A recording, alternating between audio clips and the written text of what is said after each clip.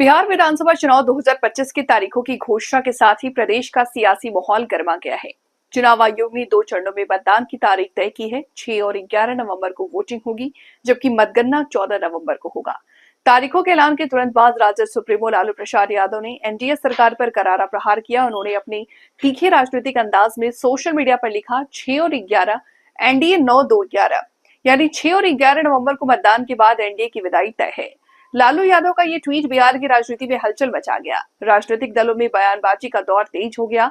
लालू ने कहा कि अब की बार जनता नीतीश कुमार और एनडीए सरकार से तंग आ चुकी है। मुख्यमंत्री बदलेंगे, सरकार बदलेंगे का नारा उन्होंने दोहराया। राजद सुप्रीमो का दावा है कि 20 साल से सत्ता में बैठी एनडीए सरकार ने सिर्फ झूठे वादे और भ्रष्टाचार को बढ़ावा दिया। उनका कहना है कि बिहार की जनता बदलाव चाहती है और महागठबंधन के साथ एक नई दिशा की ओर देख रही है।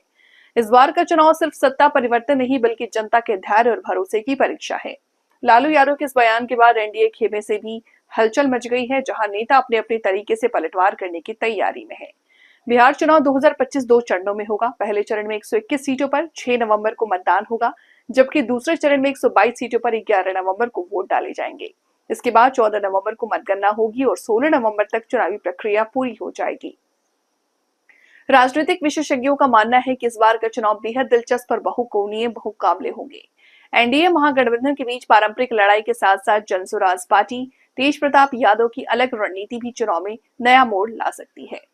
राजनीतिक पंडितों के अनुसार लालू यादव के बयानों से स्पष्ट है कि राजद एनडीए को हर साल में चुनौती हर हाल में देने के लिए आक्रामक रणनीति अपना रही है। वहीं एनडीए भी विकास और स्थिरता के मुद्दे पर जनता को साधने की कोशिश में है। इस चुनाव के मुद्दे सिर्फ जाति या चेहरे नहीं होंगे, बल्कि बेरोजगारी, महंगाई, कानून व्यवस्था और विकास जैसे पहलू भी निर्णायक भूमिका निभाएंगे।